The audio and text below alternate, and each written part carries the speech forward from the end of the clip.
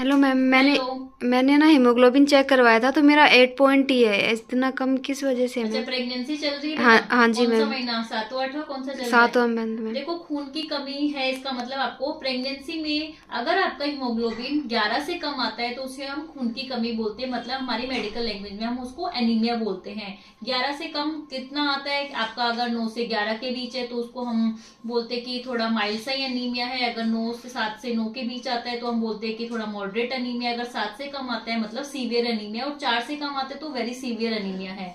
तो एनीमिया मतलब खून की कमी। इसके क्या क्या सिम्टम्स आ सकते हैं आपको?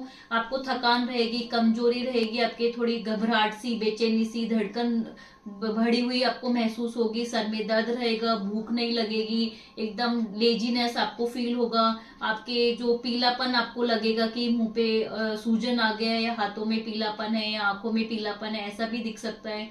तो खून की कमी के ये सब लक्षण होते हैं। अब हम बात करते हैं कि खून की कमी हो किस कारण से सकती है। देखो, प्रेगनेंसी में वैसे भी माँ से ही बच्चे को अपना पूरा पौष्टिक आहार जाता है। माँ में अगर खून की कमी होगी तो बच्चे को भी पूरा न्यूट्रिशन नहीं जाएगा। तो माँ में क्या क्या इसके कारण हो सकते हैं? माँ एक तो खाना पीना सही से नहीं कर रही हो, क्योंकि प्रेगनेंसी में वैसे भी थोड़ा कैलोरी का इंटेक आपका बढ़ जाता है। माँ कम खाएगी तो उसमें खून की कमी होने के काफी चांसेस रहते हैं। अब बात करते हैं कि उसमें खून की कमी में क्या क्या कारण हो सकते हैं। तो सबसे कॉमन कारण होता है कि आयरन डेफिशिएंसी एनीमिया, मतलब आयरन की कमी। क्योंकि आयरन कम रहेगा तो हीमोग्लोबिन कम बनेगा, हीमोग्लोबिन कम बनेगा तो खून की कमी होगी। इसके साथ साथ हो सकता है कि B12 की, एक विटामिन B12 होता है, उसकी कमी होना, या फोलिक एसिड होता है उसकी कमी होना।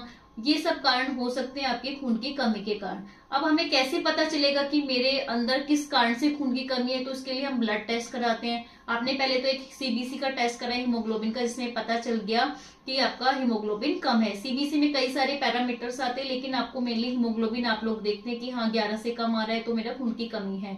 उसमें कई और भी पैरामीटर आते हैं जिससे हम थोड़ा सा अंदाजा लगा सकते हैं कि किस कारण से कम है, आयरन के कारण कम है, B12 के कारण है, या कोई और कारण है। इसके अलावा फिर हम सीबीसी के अलावा एक पेरिफेरल ब्लड फिल्म कराते हैं, जिसमें टाइप ऑफ एनीमिया हमें थोड़ा आइडिया लग जाता है कि कौन से टाइप की सेल्स दिख रही हैं, क्या है। इसके अलावा फिर हम आयरन के स्टोर को चेक करने के अलग टेस्ट कराते हैं, B12 के लेवल्स के लिए, फोलेट के लिए अलग टेस्ट कराते हैं। और एक कारण होता है थैलेसीमिया, जो कि जेनेटिकली अगर किसी का हीमोग्लोबिन गड़बड़ बन रहा हो, ढंग से नहीं बन रहा हो, तो वो जेनेटिक डिसऑर्डर होते हैं। उसमें मोस्ट कॉमन थैलेसीमिया होता है, उसका भी एक ब्लड टेस्ट कराया जाता है। तो हम बेसिक बेसिक टेस्ट करा लेते हैं तो हमें पता चल जाता है किस टाइप का एनीमिया है, उसको कैसे ठीक करना है। और जो मोस्ट कॉमन आता है वो न्यूट्रिशनल वाला ही आता है, मतलब खाने पीने की कमी के कारण आता है, जैसे आयरन वाला, B12 वाला। तो आयरन में हमें क्या खाना चाहिए कि ताकि हमारे अंदर खून की कमी नहीं हो? सबसे पहला तो हरी पत्तेदार आपको सब्जियां खानी है, ड्राई फ्रूट्स आपको लेने हैं, स्प्राउट्स लेने हैं, मौसमी हो गया, चुकंदर हो गया, अनार हो गया, ये सब विटामिन सी वाली चीजें, जो मौसमी, लेमन, ये सारी चीजें आपको अच्छे से खानी है। इसके अलावा आपको B12 के लिए मिल्क और मिल्क प्रोडक्ट्स लेनी है। अगर आप नॉन वेजिटेरियन है तो आप वो भी ले लीजिएगा। फोलिक एसिड हमें पत्तेदार सब्जियों से, फल फ्रूट से, इनसे सबसे मिलता है। ये खा पी तो आप लेंगे, लेकिन फिर भी हमें प्रेगनेंसी में एनीमिया होने के चांसेस रहेंगे जब तक हम आयरन का गोली नहीं लेंगे।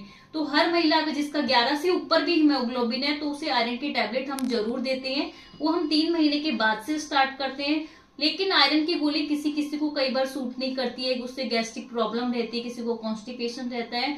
तो अगर आयरन की गोली सूट नहीं करती है, उससे उल्टियां होती है, तो आयरन की जगह, गोली की जगह हम इंजेक्शन ऐड कर देते हैं। इसके साथ साथ B12 के, विटामिन सी के, फॉलिक एसिड के सप्लीमेंट्स भी साथ में दिए जाते हैं, क्योंकि सारी चीजें सही रहेंगी तभी हमारा हीमोग्लोबिन बनेगा। तो आपका हीमोग्लोबिन अगर 11 से कम आता है तो हम ये देखते हैं कि कितना कम आ रहा है, उसके अनुसार ही उसका इलाज किया जाता है, उसके अनुसार ही उसको दवा दी जाती है। तो फ्रेंड्स, अगर आपका भी हीमोग्लोबिन 11 से कम आ रहा है तो आप ये जो मैंने बताई ये चीजें फॉलो करें तो डेफिनेटली आपका हीमोग्लोबिन अच्छा हो जाएगा। Thank thank you. Thank you ma'am.